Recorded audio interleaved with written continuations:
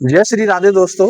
आप सभी लोगों का मनु आईएएस एकेडमी के ऑफिशियल यूट्यूब चैनल में स्वागत है। आज हम आपसे बात करने वाले हैं करंट अफेयर्स की श्रृंखला के अंतर्गत नेपाल की राजनीति पर। आइए जानते हैं। तो आप लोगों ने सुना ही होगा, अभी हाल ही में वालेन शाह, कुछ जगह बालेंद्र शाह भी दिए गए हैं, आप कन्फ्यूजन मत होना इसमें। वालेन शाह या वालेंद्र शाह नेपाल के अभी हाल ही में प्रधानमंत्री नियुक्त किए गए हैं। तो सबसे पहला तो इनका नाम पूछ सकता है आपसे, हाल ही में नेपाल के प्रधानमंत्री कौन बने हैं, तो आप बताएंगे वालेन शाह या वालेंद्र शाह। इससे दूसरा प्रश्न ये कर सकता है कि इन्होंने इन्होंने किसका स्थान लिया है, तो उन्होंने केपी शर्मा ओली का स्थान लिया है, जैसा कि आप जानते हैं। उसके बाद आपसे अगला प्रश्न ये कर सकता है कि इन्हें किसने शपथ दिलाई है, तो इन्हें शपथ दिलाई है राष्ट्रपति रामचंद्र पौडेल ने इन्हें शपथ दिलाई है। ध्यान रखना, आप राष्ट्रपति का क्या नाम है, रामचंद्र पौडेल ने इन्हें शपथ दिलाई है। और सबसे खास स्टैटिक फैक्ट इनका ये है कि ये नेपाल के सबसे यंगेस्ट प्राइम मिनिस्टर बने, अर्थात 35 साल की एज के हैं ये, और सबसे कम उम्र के प्रधानमंत्री बने हैं। और सबसे पहली चीज आप देखेंगे, इनकी पार्टी का जो नाम है राष्ट्रीय स्वतंत्र पार्टी। ध्यान रखेंगे आप, इनकी पार्टी का क्या नाम है, राष्ट्रीय स्वतंत्र पार्टी। अब नेपाल में जानते हैं चुनाव सिस्टम क्या होता है। हमारे यहाँ से थोड़ा सा डिफरेंस है। जैसा कि आप देखेंगे, नेपाल में मिक्स इलेक्टोरल सिस्टम को अपनाया जाता है, अर्थात मिश्रित चुनाव पद्धति। आइए जानते हैं मिश्रित चुनाव पद्धति क्या होती है। वहाँ सांसद चुनने के दो तरीके होते हैं, दो बैलेट पेपर दिए जाते हैं। सबसे पहले हम फर्स्ट बैलेट पेपर पर आपसे बात करने वाले हैं। पहला बैलेट पेपर में मतदाता अपने क्षेत्र के किसी एक उम्मीदवार को वोट देता है। जिस उम्मीदवार को सबसे ज्यादा वोट मिलते हैं वही जीत जाता है।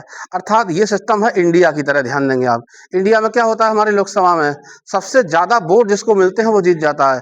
उसको कहते हैं first past of the post system.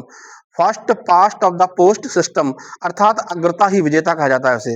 अग्रता ही विजेता का मतलब क्या है, जैसे 3 उम्मीदवार चुनाव लड़ रहे हैं या 5 उम्मीदवार चुनाव लड़ रहे हैं, उनमें सबसे ज्यादा जिसको वोट मिले वो ही first past of the post system के अंतर्गत अग्रता ही विजेता माना जाता है। ठीक है, अब आइए हम जानते हैं दूसरे तरीके पर। दूसरा वोट पार्टी को दिया जाता है। दूसरे बैलेट पेपर पर हम बात करें, दूसरा वोट दिया जाता है वो पार्टी को दिया जाता है। तो दूसरे बैलेट पेपर में मतदाता किसी उम्मीदवार को नहीं बल्कि पॉलिटिकल पार्टी को वोट देता है, और पूरे देश में पार्टी को जितने प्रतिशत वोट मिलते हैं उसी के आधार पर सीटें तय होती हैं। उस सिस्टम को कहा जाता है अनुपातिक पद्धति। ठीक है, अब हम जानने की कोशिश करेंगे सबसे पहले नेपाली संसद के बारे में। नेपाली संसद क्या है? हमारी संसद तो आप जानते ही हैं, हमारे संविधान के आर्टिकल 79 में एक्सप्लेन किया गया है कि हमारी संसद 3 से मिलकर बनेगी, राष्ट्रपति, राज्यसभा और लोकसभा। अर्थात हमारे संविधान में ये स्ट्रक्चर दिया गया है। अब नेपाली संसद की आपसे बात करें तो नेपाली संसद को फेडरल असेंबली कहा जाता है। फेडरल असेंबली मीन्स संघीय संसद कहा जाता है। ठीक है, संघीय संसद क्या होती है, वहां पर भी 2 सदन होते हैं। 2 सदन, जैसे कि हमारे यहाँ आप ध्यान देंगे राज्यसभा और लोकसभा है, ऐसे वहां पर 2 सदन होते हैं। House of representative, house of representative means प्रतिनिधि सभा, और दूसरी होती है नेशनल असेंबली मीन्स राष्ट्रीय सभा।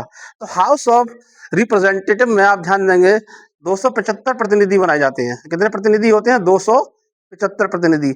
उनमें 165 सीधे, मैंने बताए थे आपको, डायरेक्ट इलेक्शन के द्वारा, और 110 अनुपातिक पद्धति के द्वारा, जो दोबारा बताइए मैंने आपको।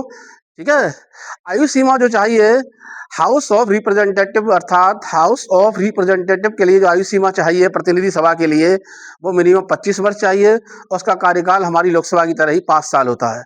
आइए हम जानते हैं नेशनल असेंबली के बारे में। नेशनल असेंबली जो कि राष्ट्रीय सभा है, वहाँ 59 सदस्य होते हैं। इनमें से 56 सदस्यों का इलेक्शन होता है, और 3 सदस्य राष्ट्रपति द्वारा नॉमिनेट किए जाते हैं सरकार की सिफारिश पर। तो 56 सदस्य होते हैं, 8 सदस्य होते हैं, 7 प्रांतों से होते हैं, और एक निर्वाचक मंडल द्वारा ये चुने जाते हैं। ठीक है।